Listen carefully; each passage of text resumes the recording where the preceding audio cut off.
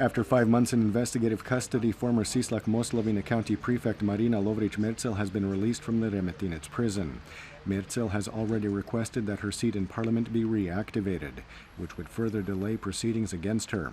Elected on the SDP slate, Lovric-Merzel is suspected of numerous counts of abuse of office and corruption.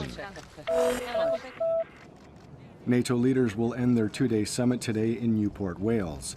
The alliance has called on Russia to withdraw its troops from Ukraine.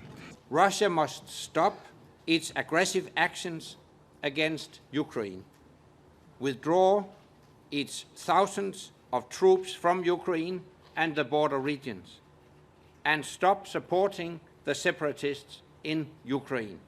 NATO leaders, among them Croatian President Ivo Josipovic, are expected to adopt a new action plan for defense preparedness and responses to security threats today. Prime Minister Zoran Milanovic announced yesterday that amendments to Croatia's income tax legislation will take effect on November 1st.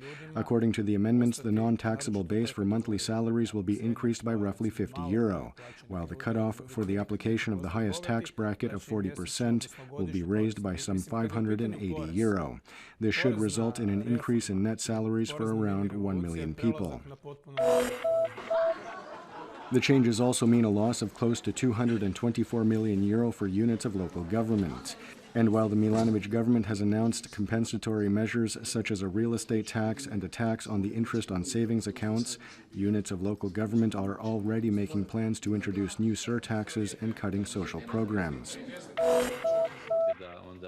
Entrepreneurship Minister Gordan Maras has confirmed that as of the new year, businesses with earnings of up to €395,000 will no longer pay the state value-added tax on invoices issued, but rather only on those invoices that have been paid.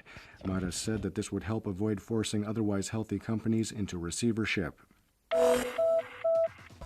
According to the latest Demoscope poll, the HDZ continues to show gains in support ahead of the presidential and parliamentary election cycle. The leader of the coalition government, the SDP, is in second place, while the relative newcomer on the political scene, Orah, is in third. Prime Minister and SDP leader Zoran Milanovic continues to hold the title of the most negative politician among voters.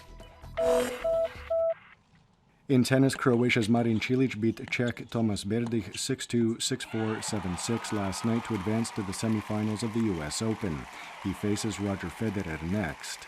At the Basketball World Cup in Spain, Croatia beat Puerto Rico 103-82 to advance to the final 16 of the tournament last night. They play France tomorrow for a spot in the quarterfinals. In football, the Croatian national team beat Cyprus 2-0 in a friendly last night. Croatia begins its Euro 2016 qualification cycle on Tuesday against Malta. In hockey, Zagreb's Medveščak opened the KHL season last night with a 5-2 loss against Slovan in Bratislava. Moderate cloud cover in central Croatia, heavy in the east with some isolated showers, predominantly in the west. More sun on the coast, however, there is a chance of some showers and thunderstorms in the Dalmatian hinterland and in the south. There will be a moderate northeasterly on the northern Adriatic, strong in the Velebit Channel, with a northwesterly elsewhere. Highs will be between 19 to 24 degrees Celsius inland, slightly cooler in Lika and Gorski Kotar, and up to 23 and 28 degrees on the coast. Variable weather in the interior tomorrow with light rain in Lika, Gorski Kotar, and the Dalmatian hinterland. More sun and warmer on Sunday. More sun on the northern Adriatic in the coming days, while the southern coast will continue to see unstable weather with localized showers and thunderstorms, especially on Saturday.